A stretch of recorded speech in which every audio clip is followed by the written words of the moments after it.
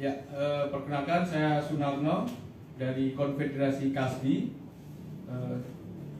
Dalam hal ini tergabung dalam Gerakan Buruh Bersama Rakyat, mewakili kawan-kawan di sektor perburuhan. Besok tanggal 1 Mei dikenal dengan Hari Buruh Internasional atau May Day, di mana ada sebuah perjuangan yang panjang yang menghasilkan kemenangan bagi gerakan buruh di seluruh dunia, yaitu tentang jam kerja. Dulu kaum buruh bekerja lebih dari 12 jam kerja per hari, 12 jam hingga 16 jam per hari.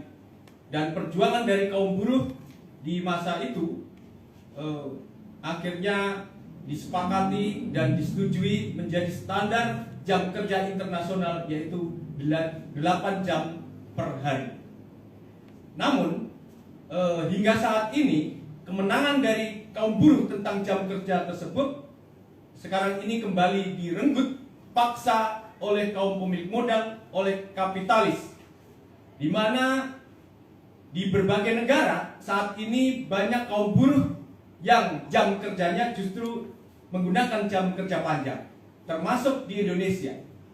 Pemerintah Indonesia hari ini membuat kebijakan yang tidak berpihak kepada kaum buruh, yaitu dengan mengeluarkan Undang-Undang Cipta Kerja dan beberapa peraturan pemerintah turunannya yang mengatur tentang perubahan-perubahan jam kerja, yang salah satunya kemarin juga dikeluarkan Permenaker nomor 5 tahun 2023 tentang penyesuaian kerja dan juga adalah penyesuaian upah buruh, di mana upah buruh khususnya di sektor industri padat karya yang berorientasi ekspor bisa dipotong atau dikurangi sampai 25%. Dan ini tentunya semakin memberatkan kaum buruh khususnya di sektor industri padat karya.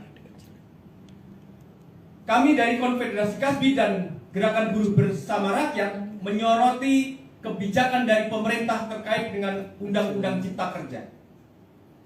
Yang salah satunya adalah terkait dengan fleksibilitas pasar tenaga kerja, yaitu pengurangan hak atas upah, di mana mungkin di beberapa tahun terakhir ini terjadi pengurangan upah karena ada penghapusan sistem upah sektoral, dan sudah 3 tahun ini sudah tidak diberlakukan upah sektoral.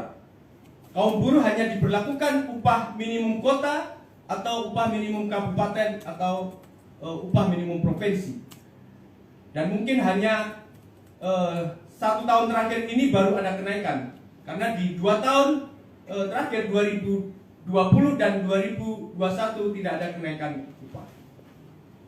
Selain soal pengurangan kenaikan upah, juga ada pengurangan hak pesangon, terutama adalah bagi kaum buruh yang dalam hal ini di PHK secara sepihak dengan alasan perusahaan mengalami efisiensi atau mengalami kerugian, sehingga hak pesangon buruh juga dikurangi.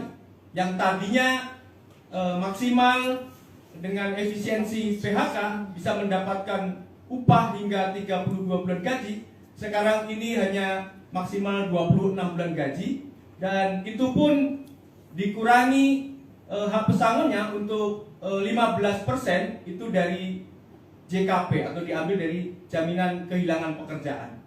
Dan tentunya ini juga makin memberatkan kaum buruh.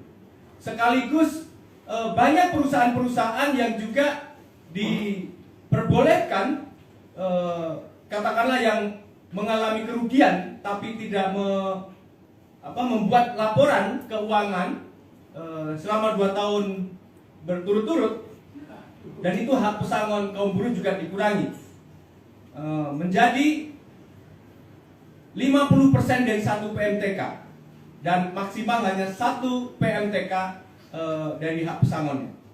Nah, selain hak pesangon juga dalam hal ini ada fleksibilitas tenaga kerja, yaitu soal status hubungan kerja. Karena sekarang ini telah diterapkan sistem kerja yang fleksibel, yaitu dengan adanya sistem kerja kontrak, outsourcing, bahkan juga pemagangan dan juga harian lepas. Dan ini telah diterapkan di perusahaan-perusahaan.